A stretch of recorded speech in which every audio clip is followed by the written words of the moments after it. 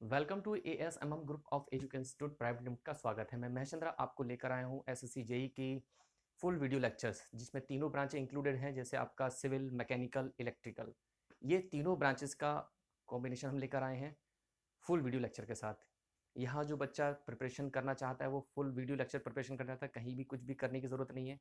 आप हमारे चैनल पर जुड़िए, यहाँ से सारा मटेरियल आपको मिलता रहेगा। प्लस हम इसके साथ लेकर आए हैं टेस्ट सीरीज़ भी। जो बच्चे अफोर्ड नहीं कर पाते हैं सारी चीज़ें, तो हम उन लोगों के लिए free of cost test series भी लेकर आए हैं। वीडियो तो हमारे पास है ही, लेकिन साथ में हमारे पास टेस्ट सीरीज़ भी है। ये जो सेशन हम स्टार्ट किया है, हमने 2023-24, 24-25 के लिए स्टार्ट किया, 2 साल के लिए वैलिड रहेगा कोर्सेज़। इसमें सबसे पहले हम स्टार्ट कर रहे हैं मैकेनिकल का प्लस सिविल का। तो देखते हैं, इसमें सबसे पहले हम फ्लूइड मैकेनिक्स स्टार्ट कर रहे हैं। फ्लूइड मैकेनिक्स ये जो सिविल ब्रांच का टॉपिक है, यहाँ से ये सिविल का कम से कम 7 से 8 मार्क्स का है, लेकिन मैकेनिकल के लिए सबसे ज़्यादा वेटेज रखने वाला टॉपिक है ये, मतलब सब्जेक्ट है, जिसमें 30 मार्क्स का आना ही आना है, कन्फर्म आता है बिल्कुल, यहाँ से कुछ बाहर नहीं जाता है। तो स्टार्ट करते हैं हम सबसे पहले fluid mechanics. Fluid mechanics 2 type से हम यहाँ पढ़ने वाले हैं, एक होता है काल्पनिक, एक होता है फार्मूला बेस्ड। तो यहाँ पर 2 तरीके से क्लासीफाई किया गया है, 2 टाइप्स ऑफ। पहला है इंपेरिकल फार्मूला। इंपेरिकल का मतलब होता है कि जो हम फार्मूला बनाते हैं लैबोरेटरी में, उसको हम प्रयोग करना, मतलब फार्मूला, या कह सकते हो प्रयोग सिद्ध वाला। ठीक है, जो हम प्रयोग करेंगे लैबोरेटरी में, फार्मूला बनाएंगे, उसका हम इस्तेमाल करेंगे। लेकिन दूसरी बात है क्लासिकल हाइड्रोडायनामिक की। क्लासिकल मतलब होता है कि एक आइडियल कंडीशन, मतलब हिंदी में बोलेंगे काल्पनिक। ठीक है, यहाँ पर जो भी हम फ्लूइड मैकेनिक्स पढ़ेंगे वो कैसे पढ़ेंगे, आइडियल पढ़ेंगे, एक्चुअल में हम पढ़ेंगे ही नहीं सारी चीज़ें। तो हम जो मतलब है हमारा क्लासिकल थर्मोडायनेमिक्स रहेगा, हमारा एम्पिरिकल से कोई मतलब नहीं रहेगा। अब बात करते हैं सबसे ज़्यादा कि हम फ्लूइड मैकेनिक्स क्यों पढ़ रहे हैं, फ्लूइड के बारे में हमने क्यों जाना। तो सबसे पहले एक टॉपिक आता है, व्हाट इज़ द फ्लूइड। तो जब हम फ्लूइड मैकेनिक्स पढ़ रहे हैं तो इसका मतलब हम फ्लूइड ही पढ़ रहे हैं। तो what is the fluid, fluid होता क्या है, what is the fluid, fluid क्या है। Fluid is a substance which is capable of flowing under the action of shear force. देखिए, इसको अंडरलाइन कर लीजिए, शेयर फोर्स।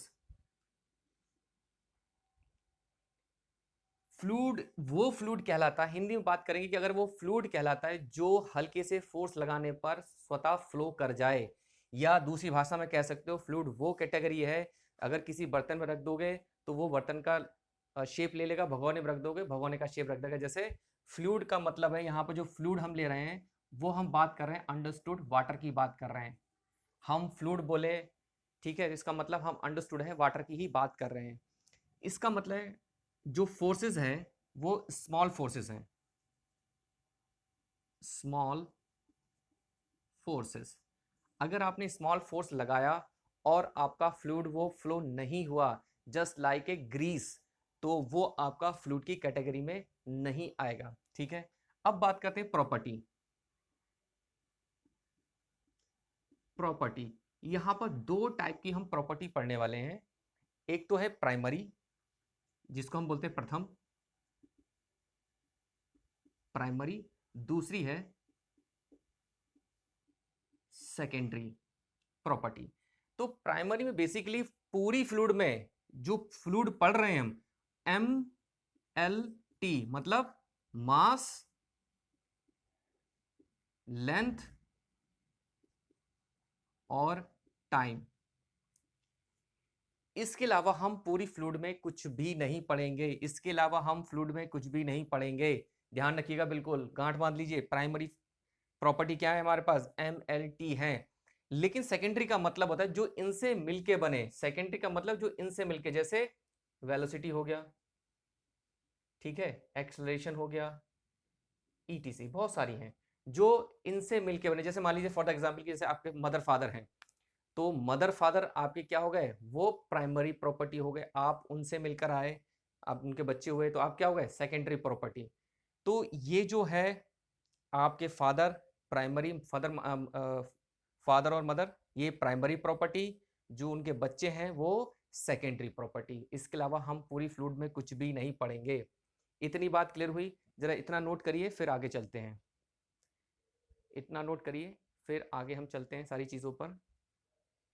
यहाँ तक किसी को दिक्कत वैसे कुछ है नहीं, क्योंकि सारा सिंपल है, ये भी डिप्लोमा पढ़ चुके हैं आप लोग, आपको याद होगा सारी चीज़ें, ठीक है, बेसिक है सारी चीज़ें, कुछ नहीं है।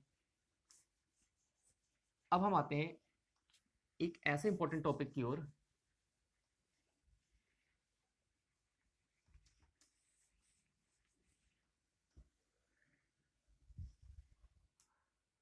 चलिए अब हम बात करते हैं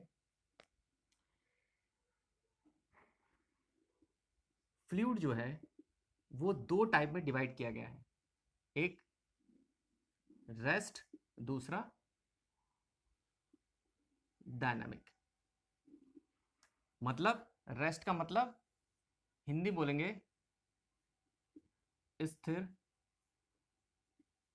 अवस्था, यानी कि जो फ्लूइड रुका हुआ है स्थिर अवस्था में उसका हम अध्ययन करेंगे। जैसे मान लीजिए कि मेरे एग्जाम्पल तौर पर कि एक ग्लास में या एक बीकर में पानी भरा हुआ है, भर लीजिए साहब, भर लिया पानी, और इससे 3 क्वेश्चन, कई बार क्वेश्चन ऐसे क्वेश्चन आए इसी टॉपिक से, सिर्फ इतनी सी बात से, ठीक है। तो ये जो फ्लूइड भरा हुआ है, ये फ्लूइड क्या करेगा, अब ये कैसा है, स्थिर अवस्था में स्टैटिक है, स्टैटिक है या रेस्ट है, ठीक है। तो जब स्टैटिक कंडीशन में है, रुका हुआ है, तो इसमें क्या भरा हुआ है, मेरा फ्लूइड भरा हुआ है। अब फ्लूइड मतलब चाहो तो बोल दो कि मैंने वाटर ले लिया एक ग्लास में, ठीक है। अब जब आपने ग्लास में पानी ले लिया तो ये जो क्या करेगा, ये पानी जो है इसकी दीवारों पर क्या लगाएगा, बल लगाएगा, या कह सकते हो दाब लगाएगा। थोड़ी देर के लिए समझ लीजिए कि ये दाब लगा रहा है, दाब लगा रहा है बिल्कुल, और वो कैसा, समान, क्योंकि सब जगह कैसा है, एक जैसा भरा हुआ है। यानी कि मैं थोड़ी देर के लिए ये हटा देता हूँ, यहाँ लिख दिया मैंने P लगा रहा है आपका दाब। अब हमको पता है P is equal to F upon area होता है, पढ़ चुके हैं। अगर मैं इसको यूनिटी बोल दूं तो P इज प्रोपोर्शनली F, जो बल है वो दाब के समानुपाती है। इसका मतलब इस एरो को ले लेते हैं, तो ये जो बल लग रहा है ये किसके है, F के समानुपाती है। अब दूसरा क्वेश्चन ये आया था कि ये कितनी डिग्री पर लगते हैं, तो आपको दिख रहा है कि देखो ये यहां से इसके परपेंडिकुलर लग रहा है, मतलब 90 डिग्री पर लग रहा है, यानी कि दोनों फोर्सेस क्या होते हैं, एक दूसरे के पैरेलल होते हैं, ठीक है, एक दूसरे के समांतर होते हैं, लेकिन उनका जो मैग्नीट्यूड होता है वो सेम होता है। ये कैसे होते हैं, सेम मैग्नीट्यूड के होते हैं।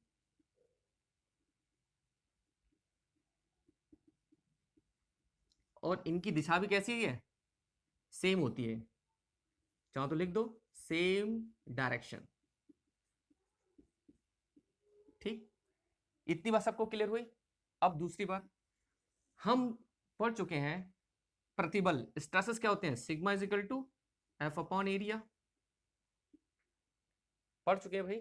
अभी हमने बोला कि मेरा एरिया यूनिटी है, खत्म कर दो इसको, सिग्मा इज प्रोपोर्शनली एफ, अगर मेरा बल बराबर है, बल बराबर है तो मेरा फोर्स भी बराबर है, चाहो तो इसको ऐसे रख दो प्रोपोर्शनली पी, यानी कि स्थिर अवस्था में प्रतिबल क्या होता है, stresses same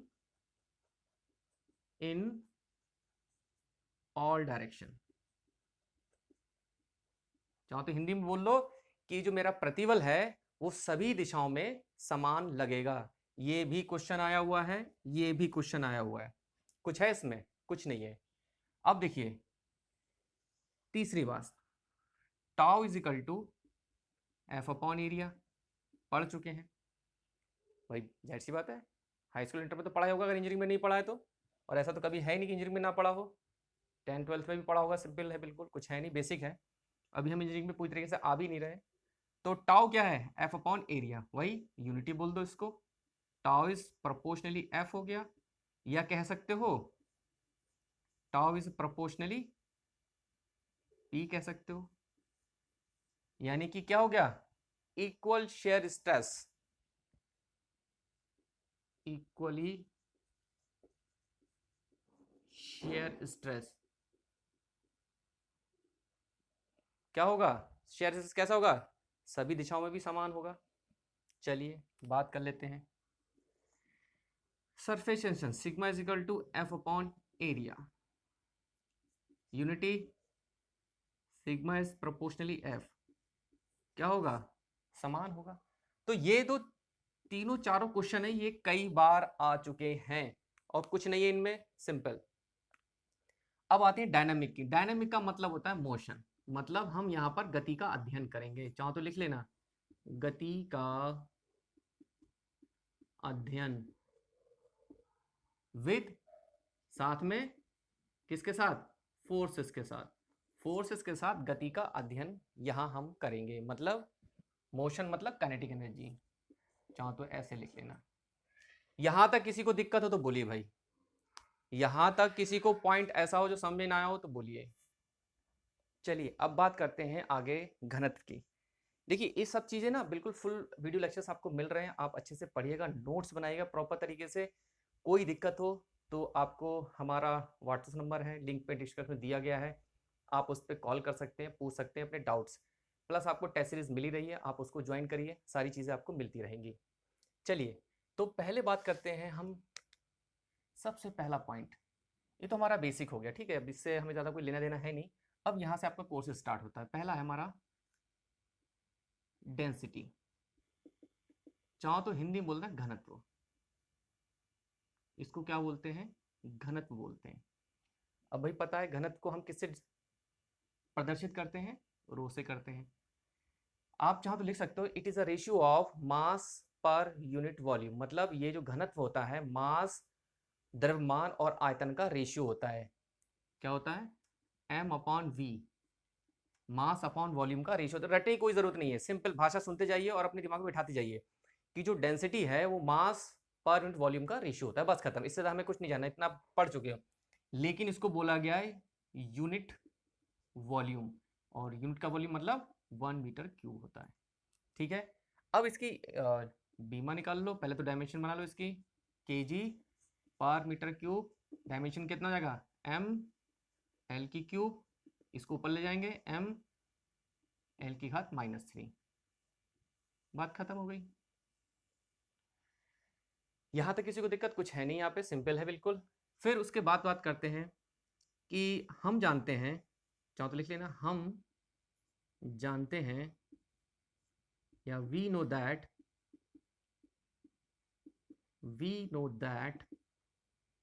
PV is equal to MRT, मतलब इसको बोलते हैं हिंदी में आदर्श समीकरण या परफेक्ट गैस या आइडियल गैस, लिख लो चाहो तो, आइडियल गैस या परफेक्ट गैस। चलिए देखिए इतने में जो हम पढ़ा देंगे ना मतलब जो इतना हम पढ़ा देंगे मैकेनिकल और प्लस कुछ टॉपिक सिविल के, जैसे मान लीजिए फ्लूइड मैकेनिक्स हो गया आपका, सोम हो गया, यहाँ से बाहर कुछ भी नहीं आएगा पूरे एसएससी की, वो गारंटी हमारी। बस आप अच्छे से पढ़ लीजिए इसको ध्यान से, अगर आप नहीं पढ़ पाते हैं तो ये आपकी कमी रहेगी। चलिए अब हमने इसको बोल दिया, ये क्या होता है, कांस्टेंट होता है वैल्यू, क्योंकि इसकी जो वैल्यू होती है आर, क्या होता है, यूनिवर्सल गैस कांस्टेंट। अब मतलब हर जगह जिसकी वैल्यू, यूनिवर्सल का मतलब क्या होता है, हर जगह कैसी वैल्यू, समान हो, जो कोई ना बदले, जिसकी वैल्यू क्या होती है हर जगह, 8.314 किलो जूल पर केजी केल्विन, ठीक है। यहां बात खत्म हो गई। अब बचा हमारे पास PV is equal to M into T, इसको इसके नीचे लाइए, PM upon V into T, ठीक है। ये हो गया PM अपॉन V, क्या आता है, डेंसिटी। ये मेरे पास एक समीकरण बन के आ गई। यहां तक किसी को दिक्कत है तो बोलिए, कोई पॉइंट है ऐसा जो किसी को समझ में ना आ रहा हो, ठीक है। यहां तक किसी को कोई दिक्कत, कोई परेशानी, कोई दिक्कत कोई परेशानी हो तो बताइए, सॉल्व किया जाएगा।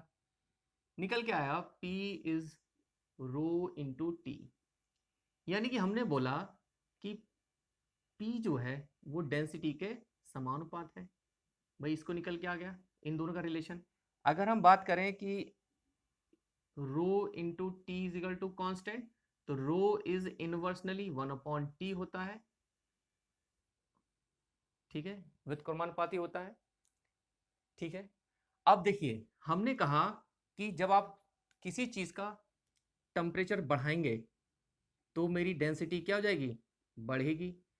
अगर जब मैं टेम्परेचर किसी का घटाऊंगा तो मेरी डेंसिटी घटेगी। भाई जाहिर सी बात है, इससे तो यही मतलब समझ में आ रहा है, उल्टा है, एक चीज बढ़ेगी दूसरी चीज घटेगी। फॉर द एग्जाम्पल तौर पर हम लेते हैं एग्जाम्पल ऑयल, जो सरसों का तेल होता है या पाम ऑयल, कोई भी ऑयल ले लीजिए जो आपका मन करे, उससे कोई लेना देना नहीं है। अब मैंने ऑयल लिया, बोतल में मेरा कैसा था, ऑयल भरा हुआ था, मैंने उसको कढ़ाई में गिरा दिया। अब इस समय उसको टेम्परेचर नहीं दिया, मैंने कढ़ाई में लगा के निकाल दिया है। मॉलिक्यूल्स कैसे हैं, कुछ उदाहरण तौर पर कुछ इस तरीके से मॉलिक्यूल्स आपस में इस तरीके से बंधे हुए हैं, ठीक है। जब मैंने इनको क्या किया, गैस जलाई, टेम्परेचर देना शुरू किया। अब जब मैं इनका टेम्परेचर दूंगा तो इसका मतलब ये जो मॉलिक्यूल जो आपस में बंधे हुए हैं वो किससे बंधे हुए हैं, इंटर मॉलिकुलर फोर्स से आपस में ये बंधे हुए हैं, या कह सकते हो दूसरी भाषा में कोहेसिव फोर्स से बंधे हुए हैं, या कह सकते हो हिंदी में ससंजक बल से बंधे हुए हैं। भाई मैं हिंदी इसलिए लिख दे रहा हूं ताकि जो डिप्लोमा वाले हैं उनको थोड़ी सी दिक्कत ना हो, ठीक है। बीटेक वाले तो कर ही लेंगे लेकिन डिप्लोमा वालों को भी दिक्कत ना हो। अब जैसे ही मैंने इनको टेम्परेचर दिया, यानी कि अब जब दो दोस्त हैं, मान लीजिए कोई एग्जाम्पल तौर पर कोई दोस्त हैं, अब उनके बीच जब कोई तीसरा आ जाता है, डिस्ट्रीब्यूटर मतलब उनकी कोई गर्लफ्रेंड आ गई, कोई आ गया, तो उनके बीच क्या है, डिस्प्यूट होता है। मतलब वो क्या होते हैं, दूर दूर जाते हैं। मतलब जब दूर दूर जाएंगे तो उनका मतलब क्या है, उनका आकर्षण बल क्या हो जाएगा, कम हो जाएगा दो दोस्तों का। वही यहाँ पर है, ये टेम्परेचर क्या कर रहा है, वही काम कर रहा है यहाँ पे। टेम्परेचर ने जैसे ही इनको मतलब हमने इसको टेम्परेचर अप्लाई किया, इनने टेम्परेचर लिया, ये अपनी बॉन्डिंग क्या करेंगे, कमजोर करना शुरू करेंगे, ये क्या करेंगे, दूर दूर जाना शुरू करेंगे। अब जब दूर दूर जाएंगे, अब इनमें क्या हो गई, दूरियां बढ़ गई। इससे क्या पता चला भाई, यहां पर ये इतना हिस्सा था, इतना हिस्सा बढ़ गया। यानी कि जब आप प्रैक्टिकली है ये, जब आप सरसों का तेल कढ़ाई में जब गर्म करते हैं तो उस दौरान आपका क्या होता है, वॉल्यूम बढ़ जाता है। तो लिख लीजिएगा, जब मैं टेम्परेचर बढ़ाता हूं, ठीक है, गलत लिख दिया, ये घटेगा तो ये बढ़ेगा, ठीक है। अब जब मैं यहाँ पे टेम्परेचर बढ़ा रहा हूं तो मेरी डेंसिटी क्या हो रही है, जब मैं इसको बढ़ा रहा हूं तो मेरी डेंसिटी क्या हो रही है, कम हो रही है। इसका मतलब इस कंडीशन में क्या हो रहा है, मेरा वॉल्यूम मतलब मेरा आयतन बढ़ रहा है, बढ़ रहा है, या लिख देना इंक्रीज हो रहा है, volume increase in temperature conditions. बात खत्म हो गई यहां पर। अब बात करते हैं प्रेशर की। अब हमने क्या किया, इसी पे समझ लीजिए, यहीं पर हमने क्या लगा दिया, प्रेशर लगा दिया। दूर दूर चीजें थी, प्रेशर लगा दी। जब मैं इसको प्रेशर लगाऊंगा, किसी चीज को दूर दूर को पास पास लेके आऊंगा, जब मॉलिक्यूल्स पास पास आएंगे, इसका मतलब क्या है, जब मैं प्रेशर भी बढ़ा दिया तो मेरी डेंसिटी भी क्या हो गई, बढ़ गई। अब जब मैंने प्रेशर लगाया तो ये वाली कंडीशन फिर से आ गई। इसका मतलब क्या हो गया, इस कंडीशन में मेरा वॉल्यूम क्या होता है, घट जाता है, यानी कि डिक्रीज द वॉल्यूम। यहां तक नोट करिए, यहां तक किसी को दिक्कत है, कोई परेशानी, बोलिए। यहां तक किसी को दिक्कत है तो बोलिए, यहां तक किसी को दिक्कत तो बोलिए। चलिए नहीं है तो फिर आगे चलते हैं। इतना नोट कर लिया, यहां तक कोई परेशानी। चलिए अब हम बात करते हैं density for water, pure water. Density for water कितनी होती है, 1000 होती है।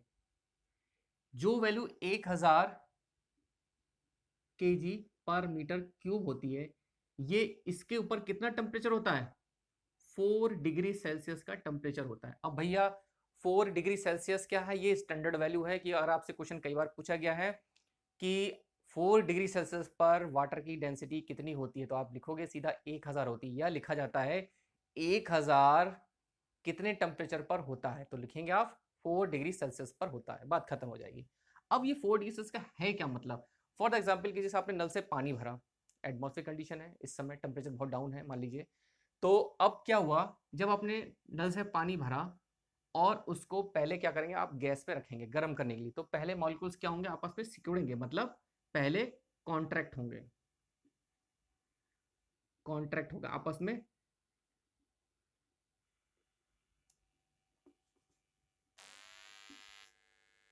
सिकुड़ना, हिंदी में बोलते हैं सिकुड़ना, ठीक है। पहले मॉलिक्यूल्स क्या होंगे, सिकुड़ेंगे। जब वो 4 डिग्री पर पहुंच जाएंगे, मतलब ये मैक्सिमम कंडीशन है। अरे भैया जब ये मैक्सिमम हुई तो इसका मतलब ये भी क्या हो गया, ये भी क्या हो गई, डेंसिटी फॉर वाटर मैक्सिमम हो गई। मैक्सिमम किसके लिए, वाटर के लिए। इसका तो यही मतलब हुआ, यानी कि मैक्सिमम 4 डिग्री सेल्सियस पहुंचने पर, अब भैया इसका मतलब क्या है, जब वो आपस में ऐसे ऐसे सिकुड़े होंगे, इसका मतलब क्या है, उस समय वॉल्यूम क्या होगा, जब 4 डिग्री पर पहुंचे तो उसमें आयतन क्या होगा, वॉल्यूम मिनिमम होगा। वॉल्यूम क्या होगा, मिनिमम होगा। भाई जाहिर सी बात है, अब जब वो 4 डिग्री सेल्सियस पहुंचे, वो सिकुड़े होंगे, तो 4 डिग्री सेल्सियस पे क्या होगा, उनका वॉल्यूम मिनिमम होगा। जब 4 पे पहुंच गए, मतलब मैक्सिमम कंडीशन, उसके बाद मॉलिक्यूल्स क्या होंगे, एक्सपेंड होंगे, मतलब हिंदी में बोलेंगे विस्तार, तब वो अपना विस्तार करेंगे। इसके बाद 5 हो जाए, 6 हो जाए, उसके बाद ये वैल्यू क्या हो जाएगी, घट जाएगी, ये वैल्यू 1000 नहीं मिलेगी। चलिए यहां तक हो गया। अब हम बात करते हैं प्योर वाटर। हमने बोला बात कर रहे हैं, यहाँ पर चल रहे हैं प्योर वाटर। अगर आपसे पूछ ले what is a pure water, या फिर सिंपल पूछ ले कि वाटर कितने डिग्री सेल्सियस पर बॉईल करता है, कितने डिग्री सेल्सियस पर जमना शुरू होता है, तो आप सीधा सीधा बोलोगे 100 डिग्री सेल्सियस पर, और जमना शुरू होता है 0 डिग्री सेल्सियस पर।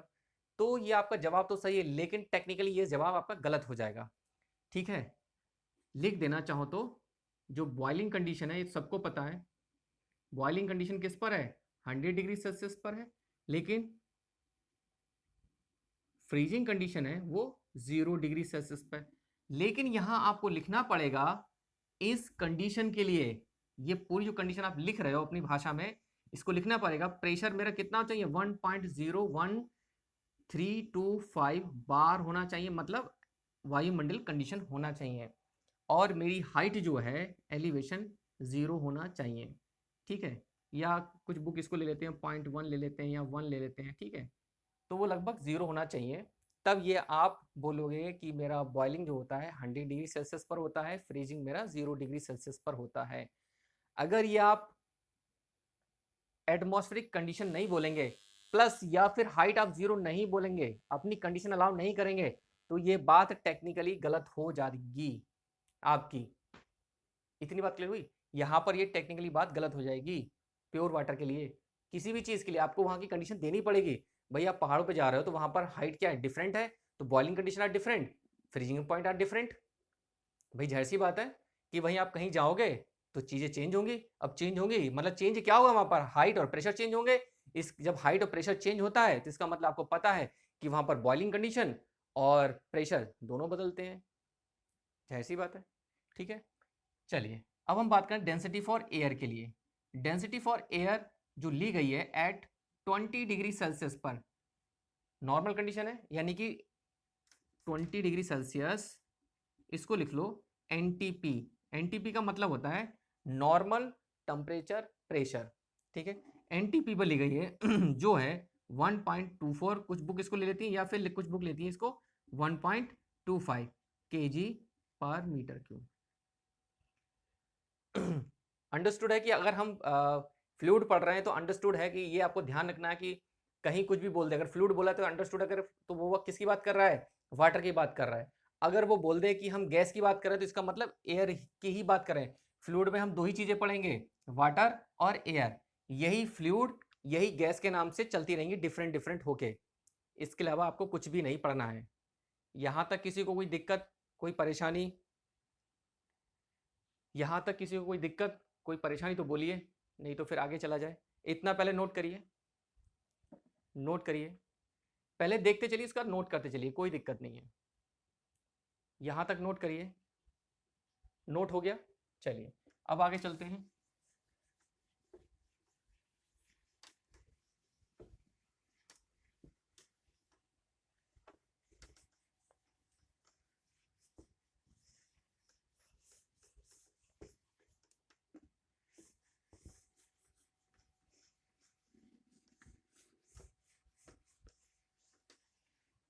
चलिए अब आगे चलते हैं।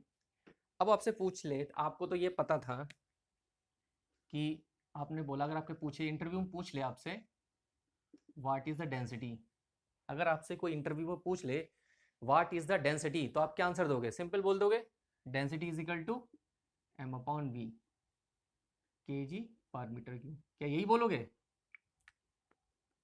बोलो मेरे लाल, यही बोलोगे? जाहिर सी बात आप यही बोलोगे। तो डेंसिटी बेसिकली, अब देखो यहाँ पर ये बात गलत है, सब बुकों में लिखा है, सब आप जानते हो सब कुछ, ऐसा कुछ नहीं है कि आपको पता नहीं है, डिप्लोमा में कई बार पढ़ चुके हो, बीटेक में कई बार पढ़ चुके हो, ठीक है। तो डेंसिटी m/v होता है, लेकिन डेंसिटी इज अ किसका, चलिए मैं अब थोड़ा सा एक यहाँ समझा देता हूँ। W बराबर mg, यानी कि m की वैल्यू W/g उठा के यहाँ पुट कर दीजिए, W/g इंटू वॉल्यूम, यानी कि density is proportionally weight. Density क्या है? बेसिकली एक वेट मेजरमेंट करने का तरीका है,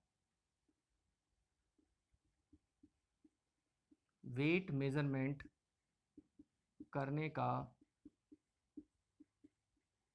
तरीका है।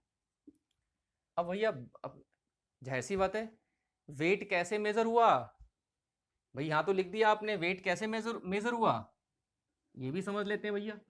देखो अब ये एक आयरन का पीस है,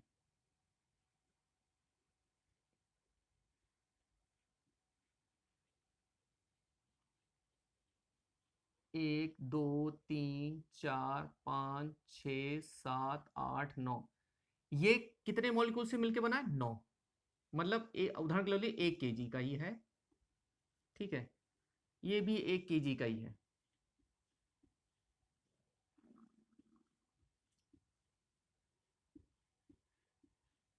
लेकिन कोई अदर मेटल ले लो इसको, ठीक है, आयरन ले लो या फिर कुछ और ले लो, कुछ भी मान लेना। अब कितने लोग हैं यहाँ पे? 1 2 3 4 5 6 7 8 9 10 11 12 13, दोनों का साइज भी सेम है, लिख दो सेम साइज के हैं। तो आपको कौन सा ज्यादा भारी, अगर आपको हाथ में उठा के दे दिया जाए तो आप कौन सा बताओगे कि ये सबसे ज्यादा भारी है? तो जाहिर सी बात है कि इसमें 13 मॉलिक्यूल्स हैं, यहाँ पे 9 मॉलिक्यूल्स हैं, ये ज्यादा वेट होगा, इसका कम होगा। तो basically density is a, density चाहो तो लिख लेना, density is the arrangement of molecules. Density क्या है? मॉलिक्यूल्स का अरेंजमेंट है, सामने दिख रहा है, प्रूफ भी हो गया है। Density is the arrangement of molecules, जितने ज्यादा मॉलिक्यूल्स होंगे उतनी ज्यादा डेंसिटी होगी, किसके अंदर? मेटल के अंदर, ठीक। अब चाहो तो ऐसे लिख लो, डेंसिटी W क्या होता है? न्यूटन, और न्यूटन क्या होता है? F बराबर ma होता है। न्यूटन किसको ले सकते हैं? F से, और F बराबर क्या होता है? ma होता है, यानी कि kg/s²। लिख सकते हैं यहाँ पे, डेंसिटी इज प्रोपोर्शनली kg/s²। अब इसको चाहो तो आगे बदल लो, नहीं तो यहाँ पे आपके, अब उससे ज़्यादा आपको बताने का कोई फायदा नहीं, क्योंकि उससे ज़्यादा आपका आता नहीं है। यहाँ तक कर लो, क्योंकि ये सब ध्यान रखना, ये बुकों में नहीं है, ठीक है, ये आपकी जनरल बुकों में नहीं मिलेगा कुछ भी, तो ये सारा सारा का ध्यान रखना, ठीक है। यहाँ तक कोई पॉइंट हो तो बताइएगा, दिक्कत हो, समझ में ना आए तो बोलिए, यहाँ तक किसी को दिक्कत तो बोलिए, कोई बात ऐसी जो समझ में ना आए, ठीक। चलिए, यहाँ तक किसी को कोई पॉइंट ऐसा जो समझ में ना आए हो, देखिए यहाँ पर किसी को कोई बात ऐसी समझ में ना आई हो। अब डेंसिटी से डिफाइन करेंगे कि कंप्रेसिबल, इनकंप्रेसिबल डेंसिटी अगर मेरी कांस्टेंट है, मतलब वो प्रेशर और टेम्परेचर से चेंज नहीं हो रही, डू नॉट चेंज, तो ऐसे पदार्थ को क्या बोलेंगे? इनकंप्रेसिबल। मतलब उस पे कोई फर्क नहीं पड़ रहा है, किसका, टेम्परेचर और प्रेशर का, तो क्या बोलेंगे, इनकम्प्रेसिबल। और डेंसिटी मेरी कांस्टेंट नहीं है, कुछ ना कुछ आ रही है, तो कंप्रेसिबल फ्लूइड बोलेंगे। जितने भी लिक्विड हैं, ऑल लिक्विड, चौथा एग्जाम्पल तौर पर लिख लीजिएगा, ऑल लिक्विड आर इनकम्प्रेसिबल। इसमें एग्जाम्पल हो गया ऑल गैसेस आर कंप्रेसिबल।